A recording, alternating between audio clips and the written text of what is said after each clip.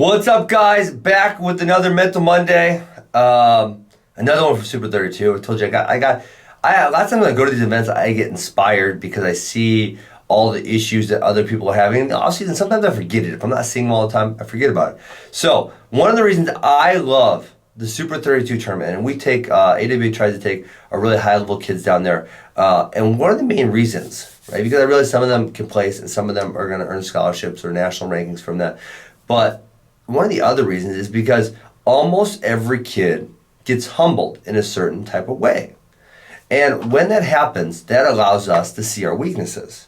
And this is one of the reasons I always talk about it's important to find great competition. And sometimes, whether it's coaches or parents, they stack the competition schedule too tough. So we don't want kids losing all the time, right? But they definitely do need to be checked, especially our better kids, right? And in Wisconsin, there's not a huge, it's not like Pennsylvania or Ohio where you're going to get a huge amount of high-level tournaments. So in Wisconsin, some of these better kids, they're not going to get a lot of competitive matches over the course of the high school season. They might have a couple.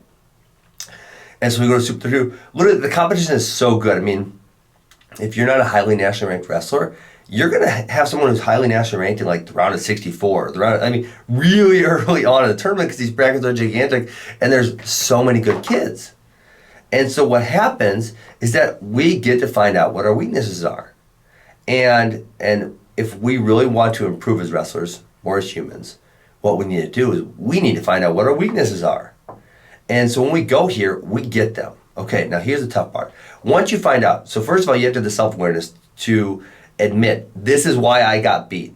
Could be anything, right? Could be I'm not strong enough. Could be my cardio is not good enough. Could be I didn't train consistently enough. It could be my bottom's bad. Pick, right? Pick. My setups aren't good enough. We could name 50 reasons why we didn't win, right? And at least a few of these matches. And even sometimes when we lose, right? We get some of our issues exposed and we're stable to maybe play to our strengths and win that match, but we still have some issues exposed.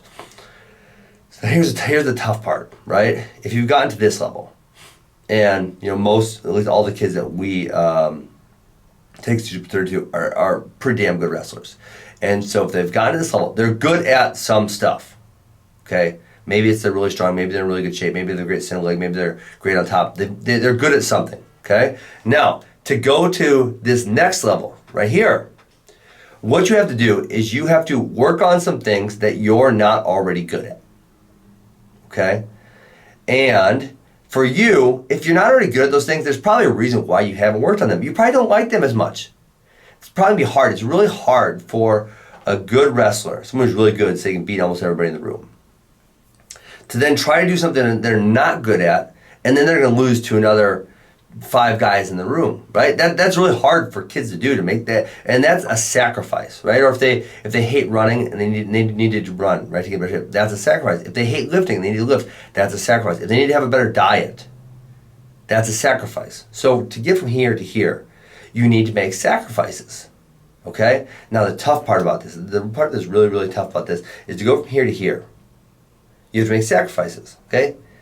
Going to this level is not guaranteed. I'm not guaranteeing you this. I'm saying if you make the sacrifices, there's a chance that you can go to that next level. I'm not promising you that. No one can promise you that. That's on you, okay? And I hope that you're willing to take the risk to make those sacrifices to get to that level. And then when you get to this level, you need to find some more weaknesses. And then we need to make some more sacrifices, and then so on and so forth, right? Until you get to be, hopefully someday, an Olympic champion, right? Which will come to very few of us, NCAA champion, something like that. And so one of the main reasons I love Super 32 is everyone gets exposed a little bit. And we need that. We as wrestlers need to be exposed. Not all the time, not every day. But we need to be exposed sometimes so we have a good, proper awareness of what it is that we need to work on that's going to take us to that next level. We can beat everyone in, say, the state of Wisconsin. What do I need to do to be in the top 20 in the country? What do I need to do to make that jump from top 20 in the country to top 10 in the country? What do I need to do to make the jump from top 10 to top 5? Now when I'm at top 5, what is it that I have to do to beat number 4, 3, 2, and 1, right? And this is the puzzle that we play. This is the game that we play, is how do we start making those jumps level after level after level after level after level.